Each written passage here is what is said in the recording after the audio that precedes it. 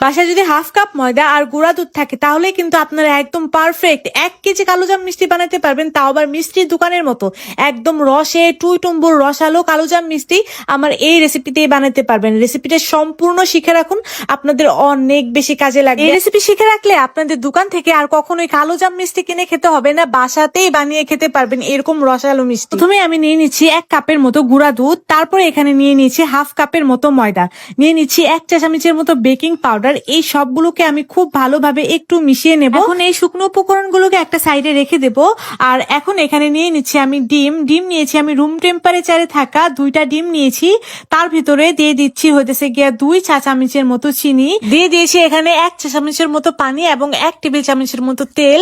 এই সবগুলো উপকরণগুলোকে দিয়ে এগুলোকে এখন খুব ভালোভাবে মিক্স করে মিশিয়ে নিচ্ছি। আমি একটা কাঁটা চামচ দিয়ে খুব ভালোভাবে মিশিয়ে নিলাম। মেশানো শেষ হয়ে গেলে আমরা যে শুকনো উপকরণগুলো করে রেখেছিলাম সেগুলোর ভেতরে এই মিশ্রণটাকে দেব আর খুব ভালোভাবে মিশিয়ে নেব। আপনারা দেখতেই পাচ্ছেন আমি একটু একটু করে লিকুইড মিশ্রণটা শুকনো উপকরণের ভেতরে মিশাচ্ছি আর খুব ভালোভাবে ডো বানিয়ে নিচ্ছি। ডোটা কিন্তু একটু আঠালো টাইপেরই হবে, আর এখানে কিন্তু পুরাটা মিশ্রণই আমার লাগে নাই, আরো অনেকখানি মিশ্রণ বেঁচে গিয়েছিল। আপনারা জাস্ট একটু একটু করে দিয়ে তারপর ডোটাকে করে নেবেন। তারপরে এখানে আমি 1 টেবিল চামচের মতো ঘি দিয়ে এটাকে আবারও একটু ভালোভাবে একটু মথে নিচ্ছি। তো আবার এটা একদমই রেডি হয়ে গিয়েছে। এটাকে আমি 5 মিনিটের জন্য রেস্টে দিয়ে দিয়েছিলাম। 5 মিনিট রেস্টে দিলে দেখবেন যে ডোটা আরো একটু শক্ত হয়ে আসছে, তখনই এটাকে শেপ করে নেবেন। হাতে একটু ঘি লাগিয়ে আমি এখানে কালো জামে শেপ করে নিচ্ছি। আচ্ছা, আপনারা কিন্তু এই ডোটা দিয়ে কালো জাম, গোলাপ জামুন আরো অনেক কিছুই বানাতে পারবেন, তবে আজকে আমি কালো জাম বানাচ্ছি আর কালো জামের এরকম লম্বা লম্বা শেপ দিয়ে দিচ্ছি। মিষ্টিগুলা সবগুলা শেপই দেওয়া হয়ে গিয়েছে। এখন শিরাটাকে রেডি করে নেব। শিরা রেডি করার জন্য এখানে আমি দিয়ে দিচ্ছি 2 কাপের মতো চিনি এবং এখানে দিয়ে দেব আমি প্রায় 5 কাপের মতো পানি। 2 কাপ চিনিতে অবশ্যই আপনারা 5 কাপের মতো পানি দিবেন। 2-1টা এলাচও দিয়েছি একটু ফ্লেভারের জন্য। এখন এটাকে নাড়িয়ে চাড়িয়ে চিনিটাকে গলিয়ে নেব। আর এই শিরাটাকে আমি এখন অন্য চুলায় বসিয়ে রাখবো। শিরাটা হতে হতে আমার মিষ্টিটাও ভাজা হয়ে যাবে। কড়াইয়ে পর্যাপ্ত পরিমাণ তেল দিয়ে দিয়েছিলাম। তেলটা যখন হালকা হালকা গরম হয়ে আসবে তখনই এখানে মিষ্টিগুলোকে দিয়ে দিয়েছি এবং একটু পরে দেখতে পারবেন যে মিষ্টিগুলো একাই ঘুরে যাচ্ছে। মিডিয়াম হিটে এই মিষ্টিগুলোকে আমি 4-5 মিনিটের মতো ভেজে নেব। যতক্ষণ পর্যন্ত এরকম একটা কড়া কালার না আসবে ততক্ষণ পর্যন্ত এই মিষ্টিগুলোকে আমি ভেজে নেব।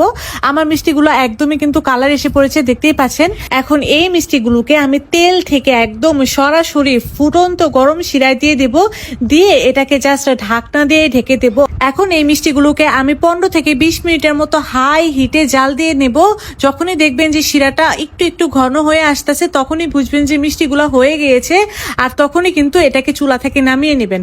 দেখতে পাচ্ছেন আমার মিষ্টিগুলার কালারগুলা মাশাআল্লাহ কি সুন্দর লাগতেছে। আর এই মিষ্টিগুলো না একদম দোকানের মতো পারফেক্ট, একদম পারফেক্ট। দোকানের রেসিপিটাই আমি আপনাদের সাথে শেয়ার করেছি, কিন্তু দোকানে কিন্তু সেম এইভাবেই এই কালোজাম মিষ্টিগুলা বানায়। মিষ্টিগুলোকে এখন আমি চুলা থেকে নামিয়ে প্রায় 1 রাতের জন্য রেখে দিয়েছিলাম। 1 রাতে মিষ্টিগুলো আরো রস খেয়ে একদম রসে টুইটুম্বুর হয়ে গিয়েছে। মিষ্টি কিন্তু এটা একদম ইনস্ট্যান্ট কিংবা গরম খাওয়া যাবে না। মিষ্টিগুলোকে কিন্তু অবশ্যই 1 রাতের জন্য ঢাকনা দিয়ে রেখে দিতে হবে। তো দেখতে পাচ্ছেন আমার মিষ্টিগুলা কিন্তু একদম পারফেক্ট ভাবে হয়ে গিয়েছে। উপরে একটু মাওয়া ছিটিয়ে দিচ্ছি দেখার সৌন্দর্যের জন্য। আপনারা যদি আমার এইভাবে কালোজাম মিষ্টি বানান তাহলে আপনারা মিষ্টি বানানোর একদম টিচার হয়ে যাবেন, আমি বলে দিলাম। এটা এতটা নরম তুলতুলে আর পারফেক্ট ছিল যেটা বলার বাইরে। আপনারা একবার বানালেই বুঝবেন যে এটা কতটা বেশি পারফেক্ট ছিল।